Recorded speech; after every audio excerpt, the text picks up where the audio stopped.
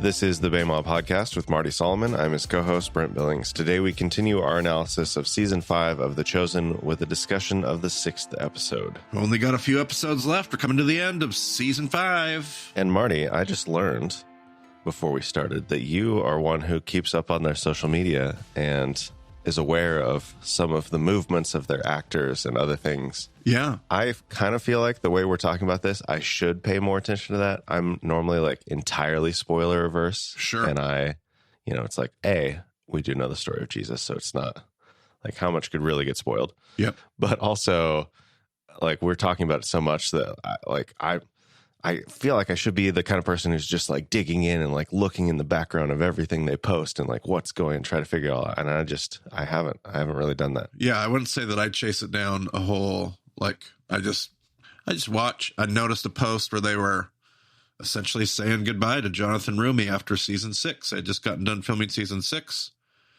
And the post said something, it was Dallas's post. It said, saying goodbye to Jonathan Roumie as Jesus.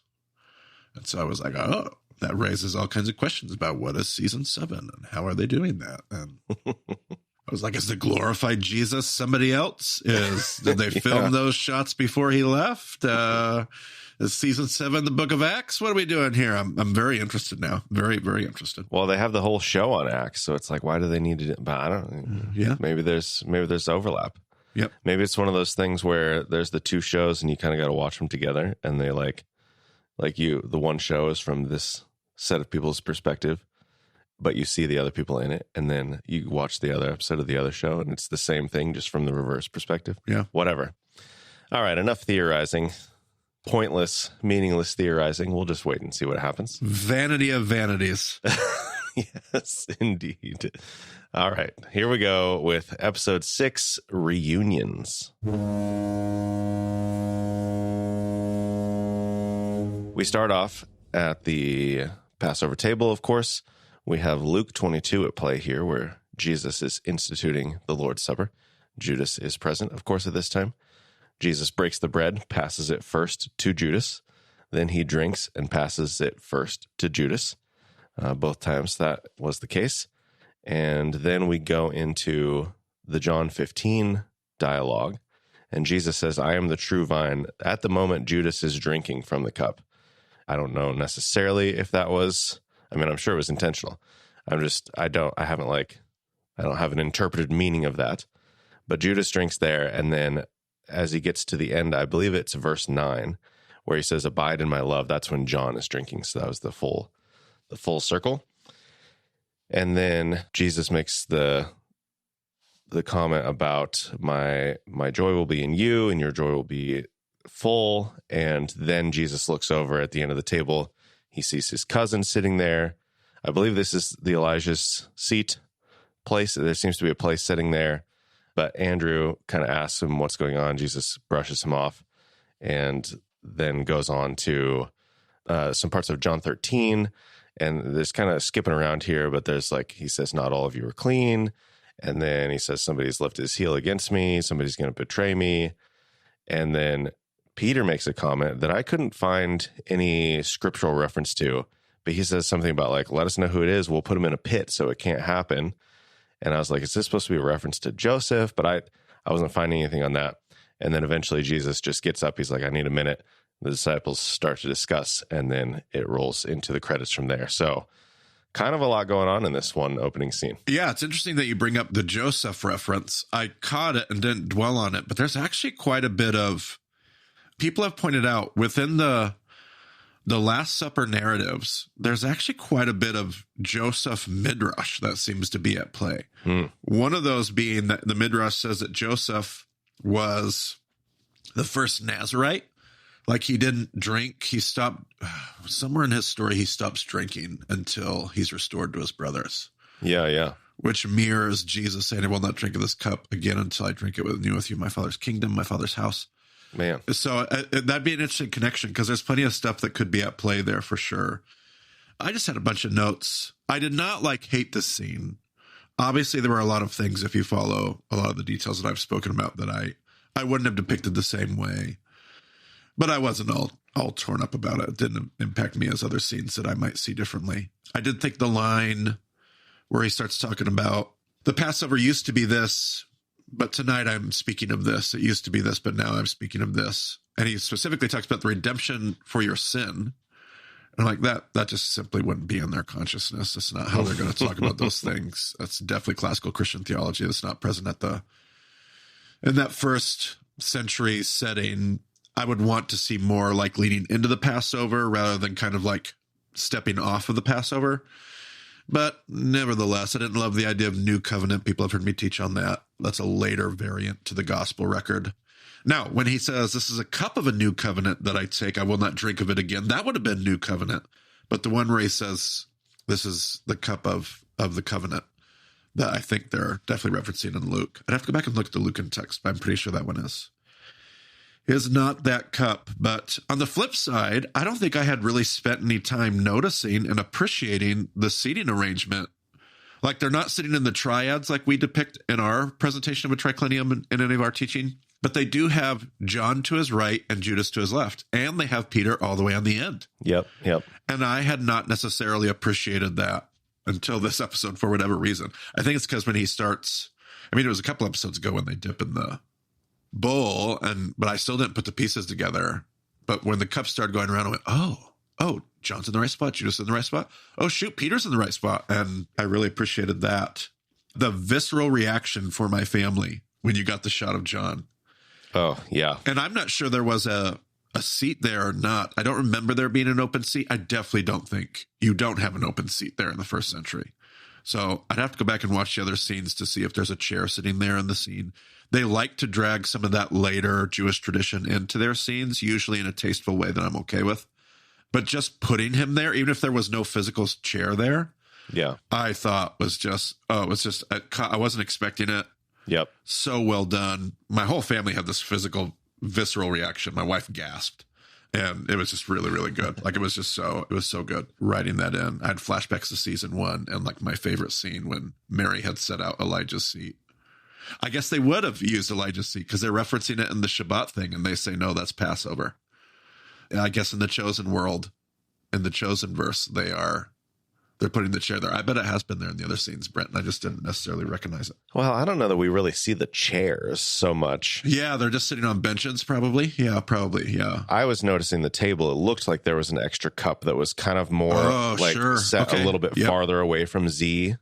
Yeah, I didn't go back and like look at a wide shot to like count everything out, but it looked like in that close up that there was a setting there that was not Z's setting. Yeah, totally.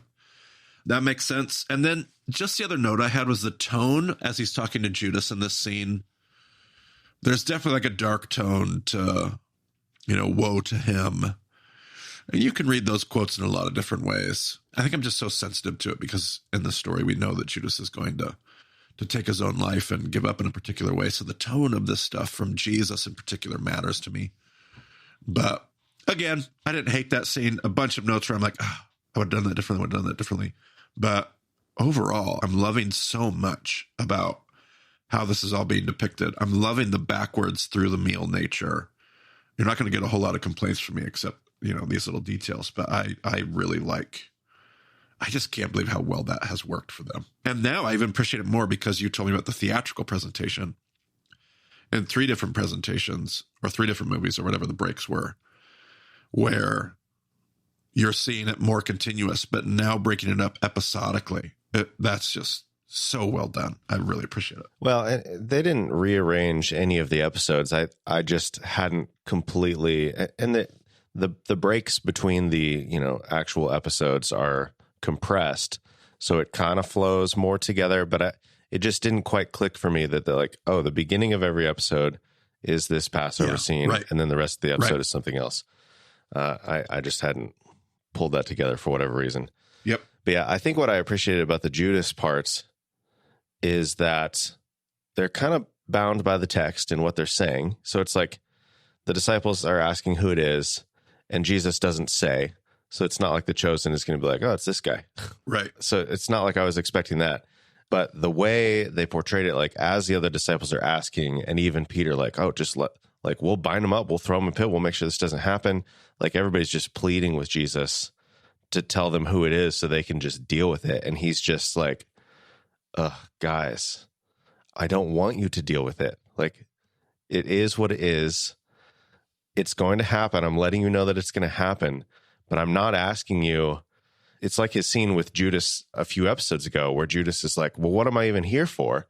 Don't you want my help? Don't you want my advice? And Jesus is like, I didn't ask you for your advice. I just want you to. So I think it's kind of, I don't know if those are necessarily connected, but that's kind of the impression that I get with it, where it's like, I'm not asking you. I'm just telling you guys what's going on. I'm not asking you to do anything. Yep. Yeah. Great point. Then we do move into the credits from there.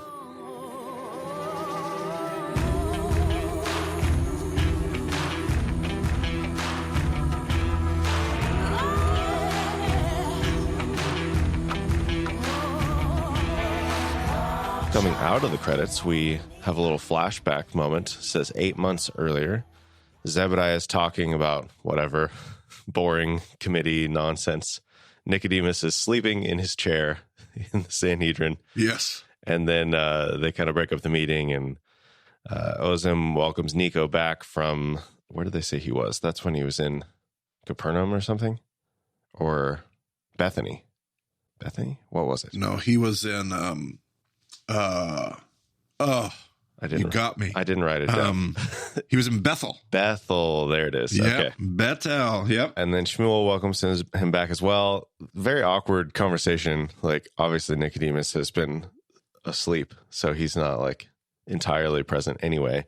There's just this weird stuff going on between him and Shmuel. And Zebediah is like, oh, I'll see you at your house later. So next scene is Zebediah meeting with Nicodemus. He's talking about how he was surprised by the cooperation of the Sadducees, including Gadara. So that was like a fun little nod there to the differences. We've been getting a lot of that this season, of course, but continues to be in there. And then Nicodemus in the scene learns of John the Baptist's death and was like, what? Then he learns like, oh, that was actually just kind of the precursor to Caiaphas discussing what Jesus was doing. Nicodemus is very troubled by this. He dismisses Zebediah and then goes to Matthias, who is our boy Jake. Jake was the actor's name. I double-checked that, but yeah. Oh, there you go. Yep. Matthias is his actual name, and he's like, hey, I got an assignment for you. And then from there, we cut to that present-day moment where Mary is meeting with Nicodemus. And boy, Marty, this conversation. So each of them are trying to figure out what the other person's doing, what their motives are, what's going on in their head. And Nicodemus asks Mary about Jesus' woes to the leadership. And he's like, look, I'm a teacher. I have been given this responsibility. I have a burden. I have a duty to prove that this is wrong. And Mary's like, well, what did you see? And Nicodemus is like, he saw the eyes of the blind opened, the ears of the deaf unstopped, the lame man leaping like deer, and the tongue of the mute singing for joy. Isaiah.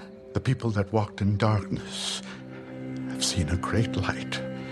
Those that dwelt in the land of the shadow of death, upon them a light has shined. Quotes Isaiah, like straight down Isaiah. Loved it. Yeah. When he goes into that line, I'm crying right now thinking about it. I cried in the theater.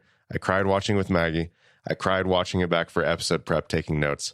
I'm crying right now. I don't know what it is about this. Like, it's like, sure, we know that he gets around to that point, but the way he delivers it, man, it destroys me. He's such a good actor. It's a shame he's been missing for 4 seasons, 5 seasons, whatever, because, man, it's just he's such a good actor for this. But it's such the right role for him, though, too. When he made his thunderous appearance at the end of the last episode, I was just, Nicodemus is back. And I know how the story goes. I don't know what I'm expecting, but I'm expecting like something. And then I get pulled right back into the, oh man, I'm just like Nicodemus on his worst days. Like I just immediately start associating with, because he's like kind of lecturing Mary on, if Jesus is really trying to do this, he's really doing it a really bad way, attacking all these folks that are trying to do the right thing. And you really ought to try to understand the Pharisees. And I was just like, man, that is just me. Stop being me, Nico. You want him to be like, Matthias, get my white horse. We're going. That's right. Oh, yeah. And I wonder, too, if the language, because it's the same kind of thing as like the Matthew 11, Luke 7 thing where Jesus is sending the message back to John the Baptist. Like, why did they show us necessarily him? I mean, other than the fact that he was just out of town for a while, but it seems like that would be the kind, I mean, maybe not in the Sanhedrin. They don't, like, John the Baptist was just kind of like this annoying dude out in the wilderness and who cares? But it seems like it would have been the kind of thing where somebody would have sent word, but maybe not. I don't know. No, I didn't think so. It made sense to me. Like, I definitely got the impression that Nicodemus had disconnected, even on purpose, just in terms of like character. Like he wanted to go study. He chose not to go with Jesus, and then he disappears to Bethel, and he's been doing his ministry. And we find out in this episode, he's been studying like crazy, pretty disconnected. I'm sure they actually don't send word about what happened to the baptizer because of the ways that it probably can kick off stuff. And he's purposely, it feels like, disconnected himself from this lore. He is so out of the loop of not only what's happened to John, but what's happened with Jesus and where they're at and what's taking place. That's true. I really appreciated that because he kind of disappears in the Gospels too. So I liked how they depicted that he was so bothered and so interested that he actually pulled away for a little study retreat while he went and taught people about Torah. Yeah. Well, and the next thing that happened, I'm absolutely in love with. Little rabbi-disciple situation. Nicodemus starts quoting Micah 5. Yes. And then Matthias picks it up and takes over.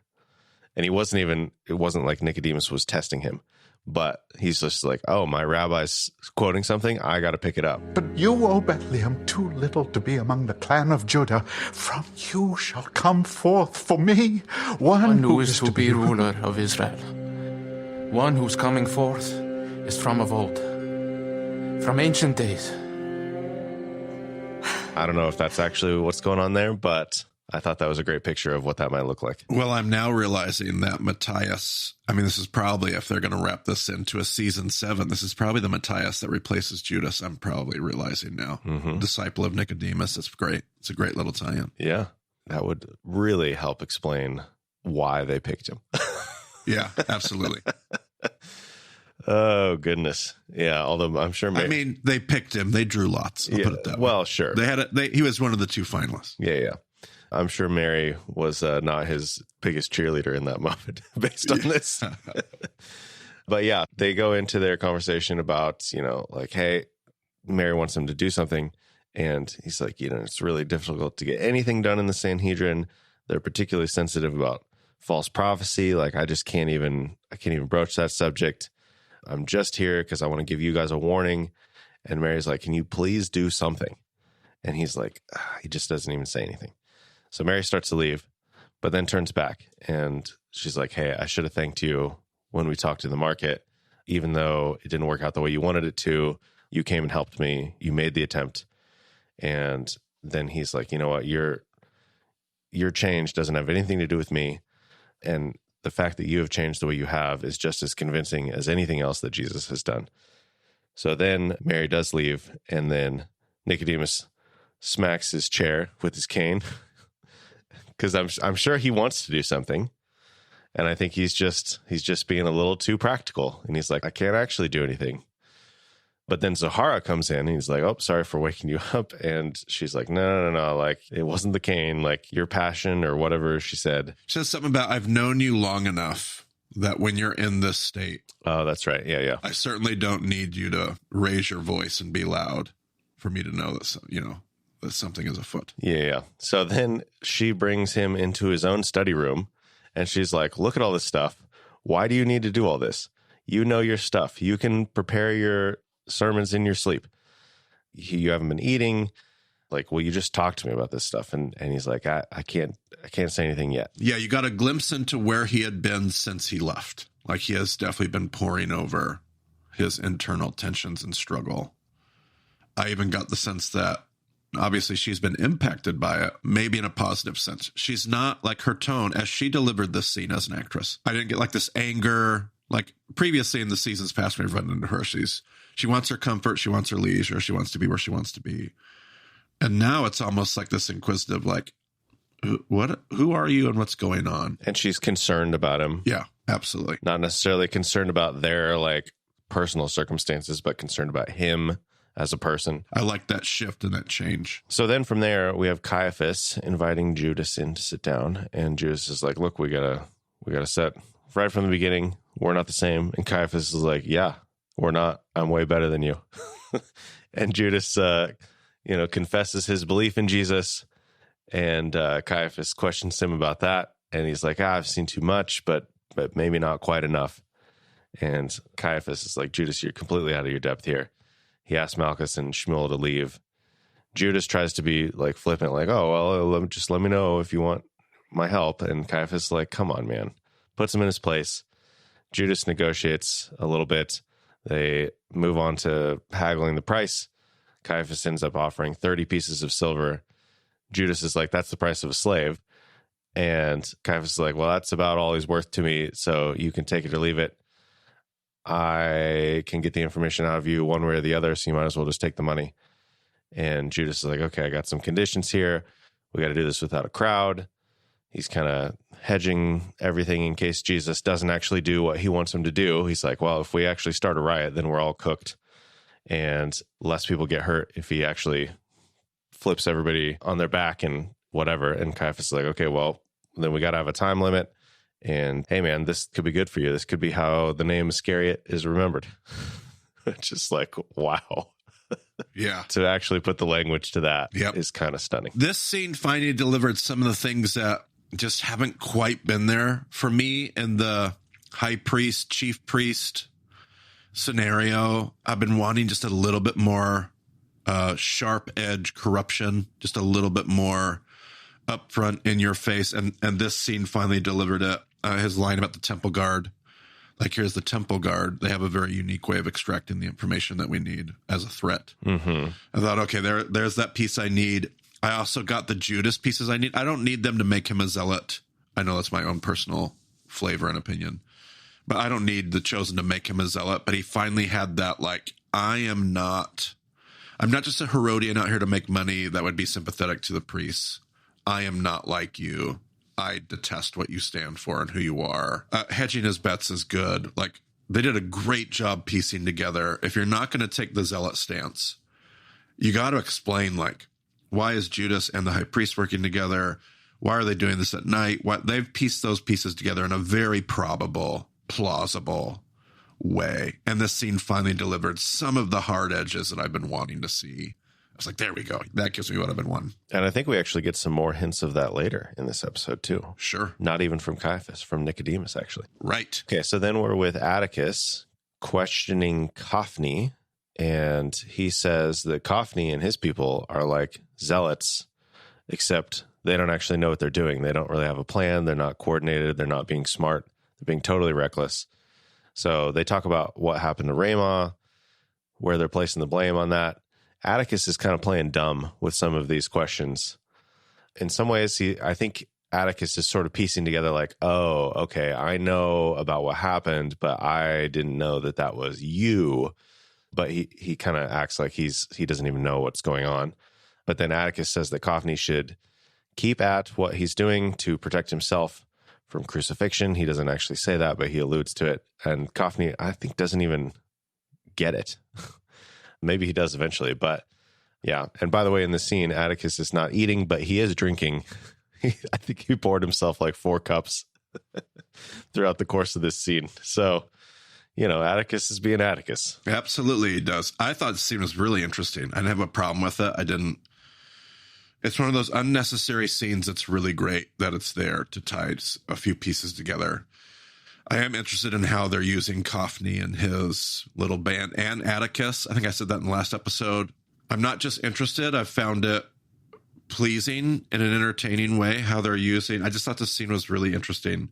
The banter back and forth about fathers and how Atticus finds what he's doing deplorable and how he's making this about him. And I just found that back and forth very, very interesting. Just as a viewer of the episode, just really enjoyed it.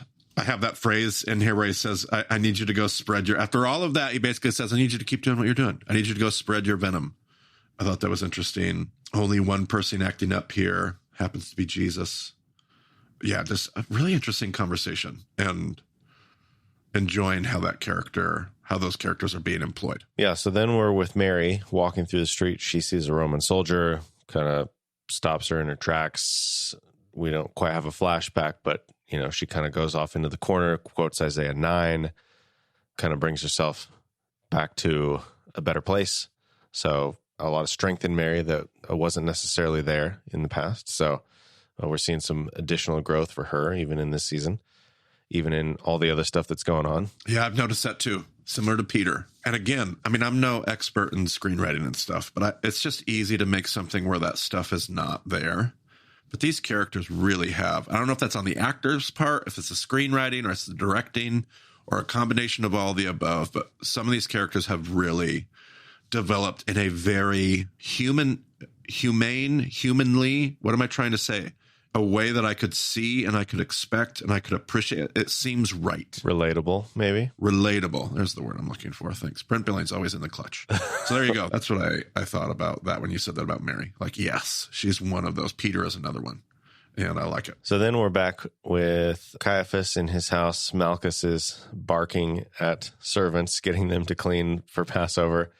In some ways, it's like this is the house of the high priest. So I guess you got to kind of take things seriously. But I also wonder, would he have been, I didn't really get this level of from Malchus before, but it is Passover. It is the high priest. So yeah. And even, I take a really hard line on how deep the corruption of the high priest runs. And historically speaking, the evidence shows that they were pretty adamant about, especially festivals, especially anything related to the temple and festival and Levitical observance. So that fits for me. And it's like, well, if they're that corrupt, how could they even care about obedience? Because when you're in the middle of those systems, you find a way, you have justified in your mind.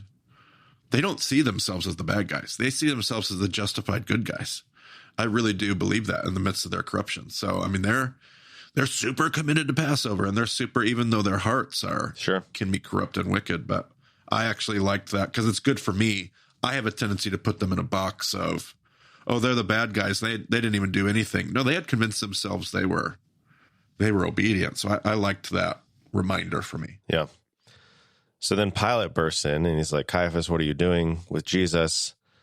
Pilate calls Jesus a zealot. And Caiaphas is like, great. Everybody hates zealots. That's the best scenario. Right. And they both express that they kind of want to lower the temperature about all this stuff. They don't want anything to get out of control. Caiaphas is kind of offended that Pilate's been spying on him with all this stuff. Pilate just he kind of kicks into a different gear here.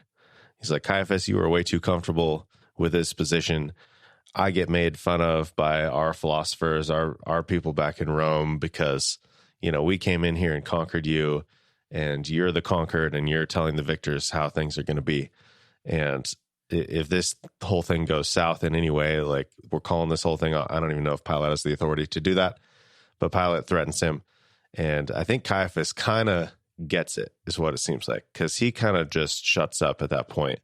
And he's like, I got to be careful with what I say here because I'm trying to keep this whole thing under control. But if I get a little bit too whatever about it, then I'm going to blow it up on the other side. So I think Caiaphas is realizing Pilate's serious now. Yeah. And we know the backstory of Pilate having been, I wouldn't say roughed up, but had his collar grabbed by Atticus and kind of chewed out. So we know Pilate's backstory. So it's that same, he appears rough on the outside, that bulldog image we talked about in the last episode, but we kind of know. And I wonder sometimes if Caiaphas kind of knows, you're kind of all smoke and mirrors. They're just enough there to hold the tension kind of in perfect bay. And I'm interested to see what they do with the next two episodes, because I definitely feel like Caiaphas knows he has the upper hand and Pilate's cornered. But in this scene, Pilate's trying to make a strong, definitely trying to save face, definitely trying to push Caiaphas around. So we'll see what happens in the next couple episodes and how they depict it. Yep. And then we are back with Coffney kind of making a show of Atticus and the soldiers leaving. And Z follows the soldiers as they go. Atticus takes 2 swords from a couple of his soldiers and sends the soldiers onward. And Z continues to follow Atticus. But then we go back to Coffney and they move back into the house. A whole bunch of text here. Coffney goes into Psalm 84. One of his guys goes into Psalm 34. Coffney's like, this is great. God has anointed our cause. Goes into Jeremiah 32. And then they all do Job 42 in unison. And then Naomi comes in and she's like, Coffney, what in the world are you doing? You're making a deal with our enemies and you think that's God's anointing? What are you thinking? And she is packing up and she's getting ready to leave. And she's like, I cannot watch what hate and guilt have turned you into. Yeah, I thought it was an interesting spin. What they've done with this storyline is they've turned, this hatred isn't driven by ideology. There's plenty of that in The Chosen and plenty of that in history. In this case, the hatred is driven by personal animosity. It's the story of Ramah, which I really like because it brings all the pieces into this chosen narrative. There's our ideologies that can push us into dark places. There's our personal vendettas that can push us into dark places. I thought that was an interesting spin. I was watching this episode and my wife did something that I write about in my upcoming book here this spring. I hate it when she does this. My wife has a tendency of seeing something coming. And I'll see if she's right. She is 90% of the time right about everything. And she leaned over to me and she's like, Coffney's going to be the thief on the cross. And I was like, oh, you dirty rat. You think so? It's what she thinks. We'll see if she's right. Okay. And she doesn't know which one, though. Is it going to be the one that's hurling insults at Jesus the whole time? Or is it going to be the one that wants... Anyway. And I'm like, man, if he's on the cross, I'd be so angry at you. I'd be so angry at you. My wife does this to me all the time. She'll see something coming like 3 seasons away and she's like this. And I'm like, what? No. Then she ends up being right. Well, yeah. Well, okay. All right. We'll see. We'll see what happens there. I mean, he's not really the zealot, like an ideological zealot, but I mean, sure. Atticus is definitely setting him up. Like he definitely wants him to, whatever. I'm like, I could see it. That's going to be an easy turn if that's what they do. Yep. Okay. Well, then we're back with Z following Atticus into what turns out to be a prison. Atticus asks him to talk, and Z says that he knows Atticus was up to something with Coffney. Like, you're not making mistakes like that. And Atticus is there in the jail at this point to question a zealot, and turns out it's Z's former colleague. He's the one from the encampment where he's like, we're going back here. And Z's like, no, I'm following Jesus now. And then Z identifies him as Barabbas. Zing. We got that element at play now. But Z is just talking about look, no jail can contain the Messiah. And Atticus is like, well, sure. But what about all your friends? Atticus drops the 2 swords. He says, in case you think you need these to be ready. And Z picks up the swords, but there was also a dagger that Z doesn't pick up.